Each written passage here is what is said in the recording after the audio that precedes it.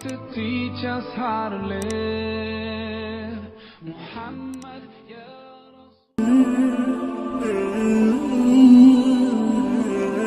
We live in this dunya as if we are always going to remain here. Many of us, we don't think about our moment of death. Many of us, we live as though this is where we are going to remain.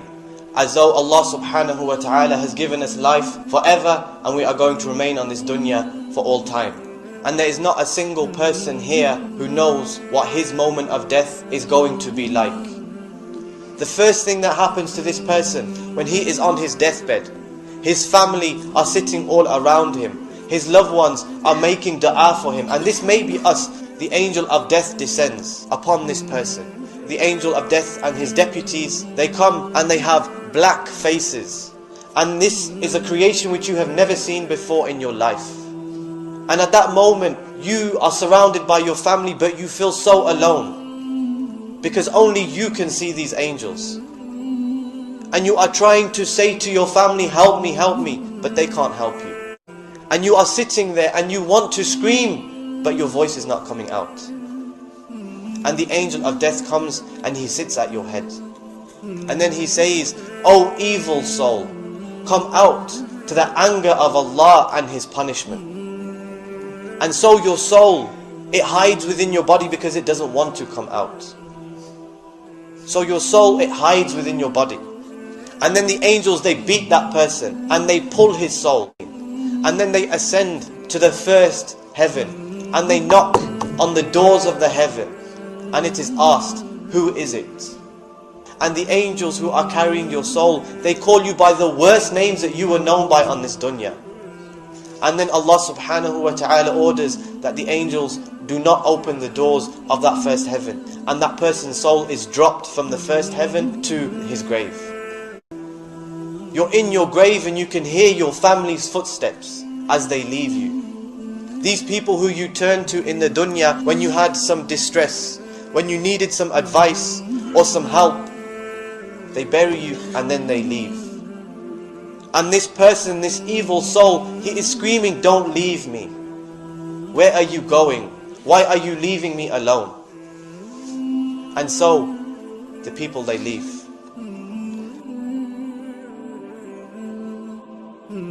And then, in a sudden, he sees in the distance two angels, two very scary angels approaching him. They are called Munkar and Nakir, and they are black and they are blue. So imagine you've never seen this and you see them approaching you, but do you have anywhere to run? Do you have anywhere to hide? Do you have anything that you can protect yourselves with? So they sit that person up in his grave and then they ask him 3 questions, but these angels are rough. They're not going to ask you in a polite way. So the first question, who is your Lord? And this person, he didn't learn about Allah subhanahu wa ta'ala. He didn't learn about shirk. He just lived his life. He didn't care. He was too busy chasing the dunya. So he's going to say, oh, I don't know. Then they are going to say, what was your religion? And this person, he was too busy. He came on a Friday and he prayed his Jumu'ah, but after that he didn't pray. He prayed his Eid Salah, but after that he didn't pray. He didn't know his religion. He didn't care about his religion. So he's going to say, I don't know. Then the third, who is this man that was sent to you? He's going to say, I don't know. I heard the people, the masjid where I went to, the people used to say such and such, but I can't remember now. And then a voice calls out. The angels are told to furnish his grave with the furnishings of Jahannam.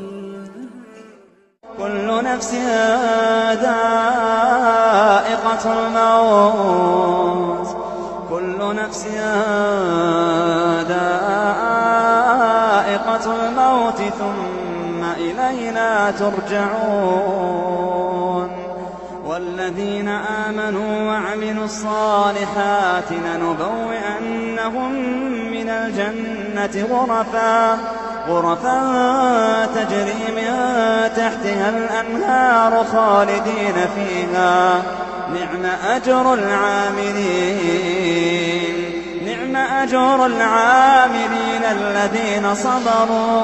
الذين صبروا وعلى ربهم يتوكلون